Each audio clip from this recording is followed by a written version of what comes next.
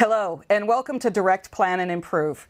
I'm Dr. Suzanne Van Hove, and I'm very excited to take you through the DPI course. But before we get started, we have a few housekeeping things that we need to do, specifically around trademarks and copyrights. I have to read these things directly, so bear with me. ITIL is a registered trademark of Axelos Limited, used under permission of Axelos Limited, all rights reserved. IT Infrastructure Library is a registered trademark of Axelos Limited, used under permission of Axelos Limited, all rights reserved. The Swirl logo is a trademark of Axelos Limited, used under permission of Axelos Limited, all rights reserved. All other copyrights are property of their respective owners, and all text that we find in the slides and in the handouts is from the final draft of ITIL 4 Direct Plan and Improve and the ITIL Practice Guides Continual Improvement and Organizational Change Management. Copyright Axelos Limited 2020, used under permission of Axelos Limited, all rights reserved. Material is reproduced under license from Axelos Limited. Okay, glad that's over. So here we go. What are we going to be talking about in DPI? This is a class that now can be used in both the Managing the Professional and the Strategic Leader. DPI, Direct Plan and Improve, is a very generic class looking at how do I plan, how do I create those plans, make sure people are incorporating them, and how does it move within improvement.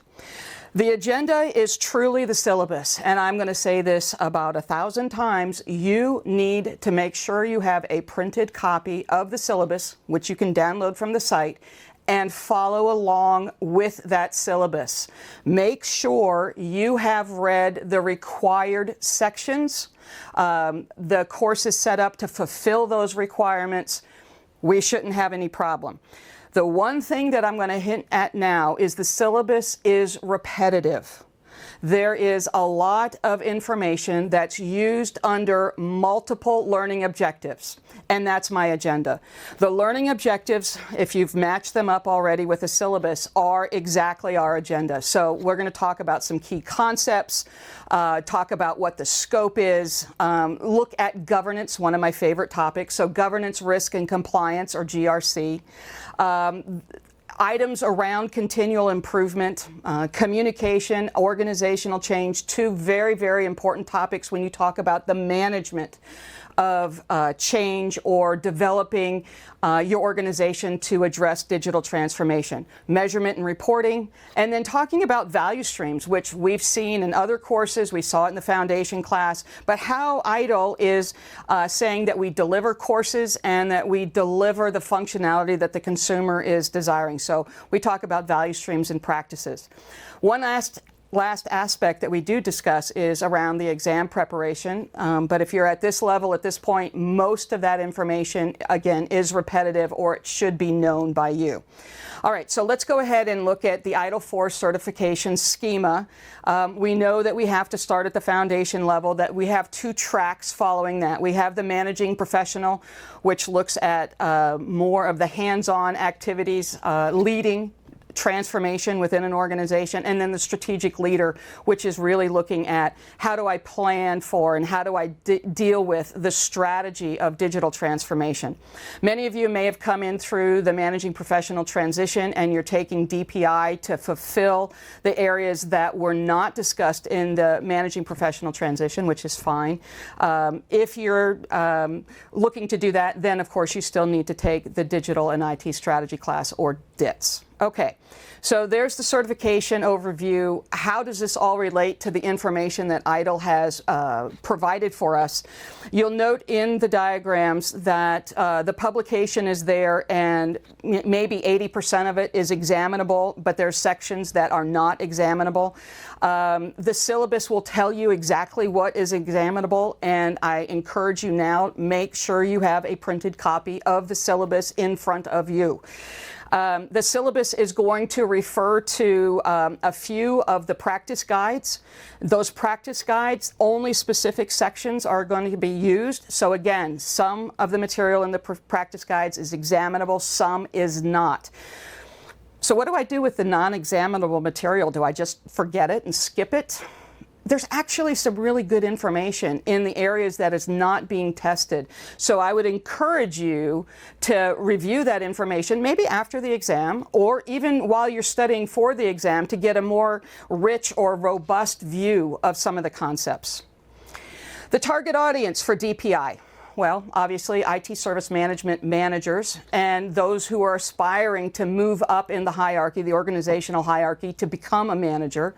Managers within IT as well as outside of IT could benefit from this course of understanding what is the philosophy that ITIL 4 is delivering around directing, planning, and improving. Existing ITIL knowledge, or existing ITIL qualification holders wanting to develop their knowledge, and then other individuals that want to just expand their journey within service management. This is a class, again, it covers both the day-to-day managing professional kind of activities as well as the strategic activities. When we recorded the managing professional, we started with the DPI class because it seemed to make more sense to think about how am I going to create a strategy before I go in and create new or change services. So I think this is a really good class to look at and to explore and understand, why do I want to know about the mission and the vision of the organization before I start thinking about what services should I plan, what products and services should I plan and deliver. That's kind of a philosophy here for DPI. Of course, the DPI does have an exam. It is multiple choice. It's the same pattern as we've seen in the other intermediate level exams within ITIL 4. There's 40 multiple choice questions. It is closed book. You have to score 70% or higher, which is 28 questions correct or more. If English is not your native language and we do not have an exam in your native language, you're allowed an extra allotment of time and as well as a dictionary. Now, this is an important aspect here, so I would mark this in your handouts, that this question distribution based on the syllabus. Again, this is why the syllabus is so important. I'm not going to read through these, but you do need to know two things. Questions are written at Bloom's level 2 and level 3, and we'll talk more about that at the end after we've talked about the information. But within each of the learning outcomes, learning outcome 1, there's 8 questions. Learning outcome 2, there's 6 questions, et cetera, et cetera. You can read through the rest of the list. You can start seeing where potential questions may come from and how you should study. Okay. More on that at the end of the course when we start talking about the sample exams. And speaking of, there are 2 sample exams. My strategy for delivering this course and how I would want you to do it is to save the sample exams until the end. The questions are mixed up enough that there was no way I could go through and say, hey, take these 2 sample exam questions before you move on to the next section or the next lecture. It just didn't make sense. So we're going to save both sample exams for the end, and then I'll tell you how I want you to go through and do them. All right, so we've talked about multiple pieces of material that is included, and all of this is downloadable. So you should be able to do the following. First of all, I strongly advise you to have the full volume of Direct, Plan, and Improve. There is information in there that is examinable that I don't have word for word on slides, but I've given you enough information that you will be fine on exams. The fact that there's more information in there, I think it's just to your benefit to have it and to read it. You also need the practice guides. Again, the information that you need to know for the exam is within the slide deck and in our discussions. But go ahead and download these things. You should all have a free access to myaxelos.com. The URL is listed on the slide, and you should be able to navigate your way through that slide or that site and then download the appropriate practice guides. Downloadable directly from the GogoTraining site, you have the slides that we're going to be going through. You also have a notes file. The authors in ITIL 4 did a lot of work in tables and endless tables. So I have reproduced those in a handout so that they're easier to read and easier to study from.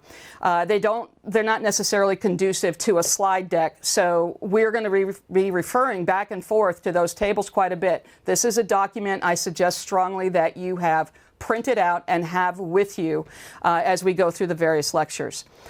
There's a set of review exercises and possible solutions. I'll assign those as we get to them. The glossary for the DPI volume is also provided for you as well to download and to use as you need fit. I am not going to say print that out. You can look it up much easier than printing it out. And then also the sample exam papers. Because you have the actual file for the sample exam papers, print them out, mark on them because you can always print another copy. All right. And then lastly, and most importantly, is the syllabus. Again, please print the syllabus out, have it next to you, read it carefully, and if you start reading it, you're going to see where the duplication is. Okay, so what information does DPI cover? Well, just by the name, I'm hoping that you're looking at the service value chain here, and you can see that DPI is going to cover the planning aspects and the improvement aspects.